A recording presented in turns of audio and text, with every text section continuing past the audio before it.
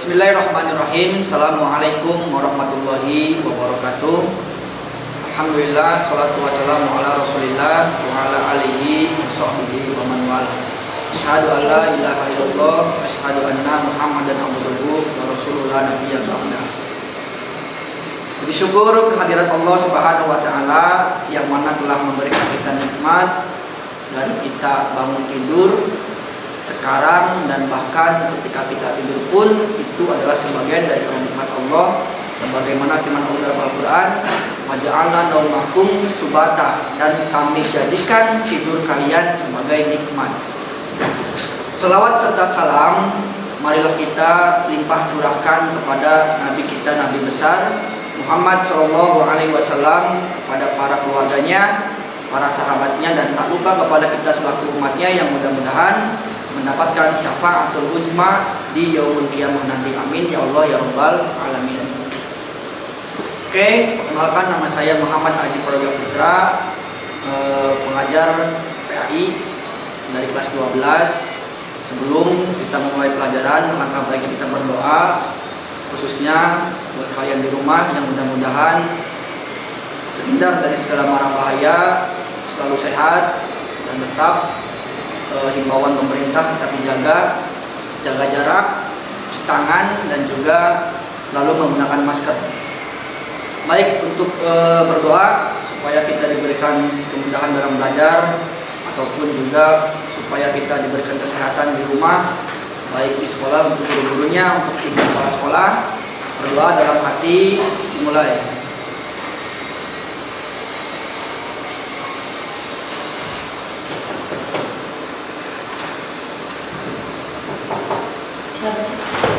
Sadaqallahul azim. Selesai. Oke, untuk materi kali ini kita akan membahas sebuah materi yang memang sudah tidak asing lagi di telinga kita, bab iman kepada hari kiamat, atau lebih jelasnya beriman kepada hari akhir. Apa sih yang disebut dengan beriman kepada hari akhir? Secara bahasa, beriman kepada hari akhir adalah percaya dan meyakini dengan sepenuh hati bahwa adanya hari akhir, hari di mana kehidupan setelah yang ada di dunia. Menurut istilah, beriman kepada hari akhir adalah meyakini dengan sepenuh hati bahwa kehidupan yang kekal di akhir itu benar-benar ada setelah kehidupan yang memang sementara ada di dunia, dan percaya bahwa segala sesuatu yang pernah dilakukan oleh manusia di alam dunia bakal adanya hari pertanggungjawaban terhadap apa yang dahulu pernah kita kerjakan, sesuai dengan firman Allah dalam Quran surat Yasin ayat 65 yang bunyinya, A'udzubillahi minasyaitonirrajim, Bismillahirrahmanirrahim. Al-yauma nakhtimu ala afwahihim wa tukallimuna aydihim wa tashhadu arjuluhum bima kanu yaksibun. Yang artinya, dan kami tutup mulut mereka, tangan mereka akan menjadi bicara, kaki mereka akan menjadi saksi terhadap apa yang dahulu pernah mereka kerjakan. Quran surat Yasin ayat 65. Oke, tadi kita sudah bahas tentang definisi makna beriman kepada hari akhir. Sekarang kita masuk ke apa aja sih jenis-jenis hari kiamat? Oke, hari kiamat itu ada dua, atau bisa disebut juga dengan kiamat terbagi menjadi dua. Yang pertama ada kiamat sugro, dan yang kedua ada kiamat kubro. Apa sih yang dimaksud dengan kiamat sugro? Kiamat sugro yaitu adalah kiamat kecil, atau bisa disebut juga dengan contoh kematian dan juga bencana alam yang mungkin sering terjadi. Itulah yang dinamakan dengan kiamat sugro. Adapun tanda-tandanya yaitu adalah berkurangnya ilmu agama di dunia, dan juga banyak terjadinya bencana alam. Itulah tanda-tanda dari kiamat sugro. Ataupun yang kedua yaitu adalah kiamat kubro, atau bisa disebut juga dengan kiamat besar. Kiamat besar itu adalah jelas terjadinya kehancuran alam semesta yang ada di dunia. Semua makhluk hidup yang ada di dunia semuanya binasa ataupun musnah.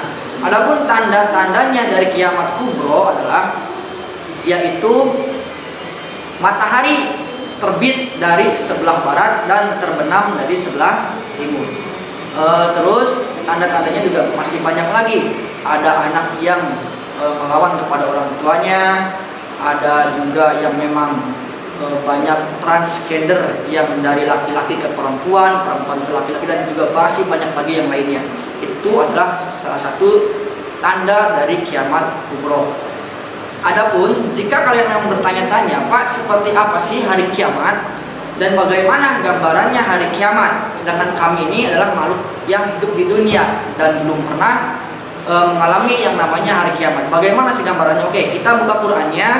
Quran surat Az-Zumar ayat 68. Di situ artinya, dan ditiupkan sangkakala yang pertama untuk mematikan seluruh makhluk hidup yang ada di dunia dengan kehendak Allah Subhanahu wa taala. Jadi seluruh makhluk yang ada di dunia, baik itu manusia, hewan, tumbuhan, dan lain-lain, akan dibinasakan oleh Allah Subhanahu wa taala. Itu sangkakala yang pertama. Dan tiupan sangkakala yang kedua yaitu adalah untuk membangkitkan orang yang sudah mati dari alam kubur, dibangkitkan untuk menuju ke alam yang lainnya, atau bisa disebut dengan padang mahsyar. Oke, itu adalah gambaran dari terjadinya hari kiamat. Atau bisa lebih jelas lagi, kita buka lagi Quran surat Al-Qari'ah ayat 1 sampai dengan ayat kelima, yang bunyinya a'udzubillahi minasyaitonirrajim, bismillahirrahmanirrahim.